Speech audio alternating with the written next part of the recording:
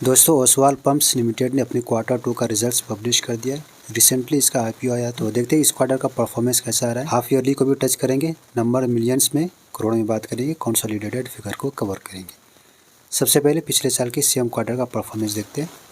310 करोड़ के आसपास ऑपरेशंस के थ्रू रेवेन्यू जनरेट हुई थी, जो कि इस क्वार्टर में इंक्रीज़ हुआ है। 540 करोड़ ज़्यादा हुआ देखने को मिल रहा है, तो एक मैसिव जंप है। ईयरली बेस पे अप्रोच देखेंगे तो 74% का। रिसेंट क्वार्टर को भी बीट किया है, इसमें भी अप्रोच देखेंगे तो 5% का इंक्रीज़ हुआ है। तो टोटल खर्चे देखते हैं कितना हुआ है। तो इस क्वार्टर में देखेंगे ना, तो खर्चे जो है थोड़ा काफ़ी ज़्यादा देखने को मिल रहा है, और इस खर्चे के इंक्रीज़ होने के यहाँ पर 2-3 रीज़न है। पहले तो मटेरियल कॉस्ट ज़्यादा हुआ है, और इसी तरह इन्वेंट्रीज़ के फॉर्म में अगर पिछले साल के सेम क्वार्टर से कंपेयर करते तो काफ़ी इस क्वार्टर में कम हुआ है, और ये अदर एक्सपेंसेस भी काफ़ी ज़्यादा हुआ है। तो नेट प्रॉफिट पे जो इम्पैक्ट पड़ने वाला है, तो देखते हैं कि क्या निकल के आता है।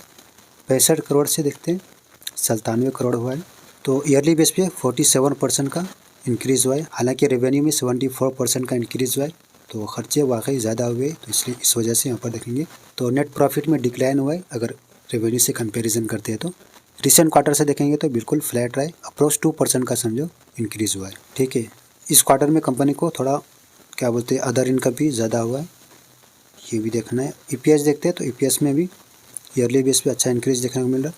रिसेंट क्वार्टर से थोड़ा सा डिक्लाइन हुआ है। ठीक है, पिछले साल के सेम क्वार्टर में 28.6% के आसपास इसका ओपीएम था। रिसेंट क्वार्टर में 24% का 24.3, और इस क्वार्टर में 23.4%। तो ईयरली और क्वार्टरली दोनों बेसिस पे देखेंगे ना, तो ओपीएम में यहाँ पर प्रेशर देखने को मिला है, लेकिन स्टिल ओपीएम बेहतर है। और हाफ ईयरली बेस पे देखेंगे तो हाफ ईयरली बेस पे भी बेहतरीन है। नेट प्रॉफिट की बात करें तो नेट प्रॉफिट भी बहुत ही बेहतरीन रहा है, 136 करोड़ से 192 करोड़।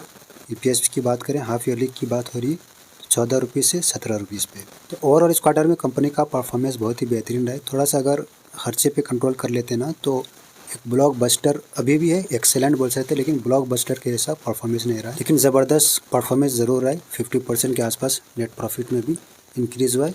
तो थोड़ा सा इसका फंडामेंटल भी टच कर लेते हैं। करंटली 636 रुपीज़ के आसपास ट्रेड कर रही है। कंपनी की शुरुआत 2003 में हुई थी।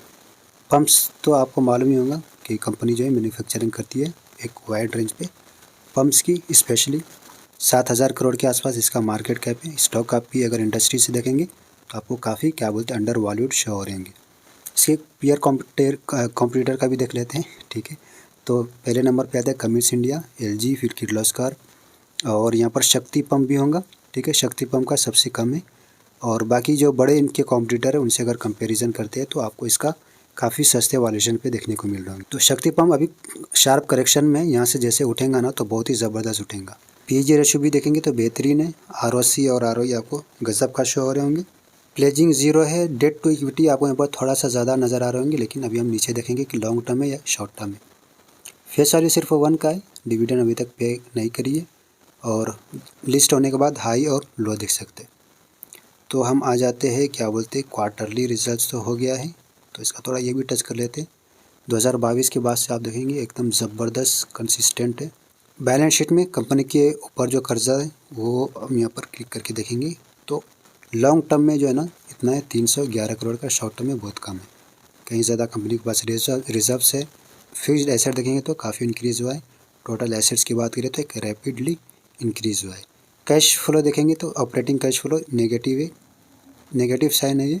तो एफआईज ने प्रॉफिट बुकिंग की है, वही डीआईएस ने अपने स्टेक को इंक्रीज़ किया। प्रोमोटर की होल्डिंग अच्छी खासी है। इसके चार्ट पे आ जाते हैं तो यहाँ पर देखेंगे इतना एक ज़बरदस्त रैली दिया था लिस्ट होने के बाद। फिर इसके बाद जो प्रॉफिट बुकिंग हुआ ना, तो उल्टा ऐसा कप के जैसा बन गया। ठीक है, तो जहाँ से उठा था उसी के आसपास समझो आ गए। ठीक है, तो अब इस क्वार्टर का परफॉर्मेंस अच्छा रहा है, तो उम्मीद है कि यहाँ से कम बैक करे। ठीक है, तो पहला रेजिस्टेंस इसको मान सकते हैं, फिर इसको आप अपने हिसाब से टेक्निकल में देखेंगे तो आपको पता चले, मैं रफली बता रहा हूँ। और ये अच्छा डाउन में है, तो उम्मीद है कि यहाँ से कम बैक, और यहाँ से अगर गिरते हैं तो आपको काफ़ी ज़्यादा भी गिरावट देखने को मिल सकती है, लेकिन वैसा उम्मीद नहीं है, इसलिए कि क्वार्टरली रिजल्ट्स बहुत ही अच्छा रहा है। ये अलग बात है कि अगर कंपनी के इंटरनली कोई इशू हो जाए तो फिर आपको कोई भारी गिरावट देखने को मिल सकती है। और ये भी ध्यान रखिए, कल जो है ना इलेक्शन का रिज़ल्ट आने वाला है, कल 14 है ना, तो बिहार इलेक्शन का रिजल्ट आने वाला है, तो कल मार्केट जो वोलाटाइल हो सकता है। तो वीडियो थोड़ा सा भी इन्फॉर्मेटिव लगा है तो प्लीज़ लाइक, शेयर और सब्सक्राइब जरूर करें। वीडियो सिर्फ एजुकेशनल और इन्फॉर्मेशनल पर्पज़ के लिए, आपको कोई भी डिसीजन लेना है तो अपने रिस्क पे या फिर अपने फाइनेंशियल एडवाइजर से कंसल्ट करने के बाद ही लेना है, ठीक है। बहुत शुक्रिया, मिलते हैं नेक्स्ट वीडियो में, जब तक के लिए टेक करें। वीडियो को हाइप भी ज़रूर करें, लाइक करने के बाद एक हाइप का ऑप्शन आता है वो भी ज़रूर करें। बहुत शुक्रिया।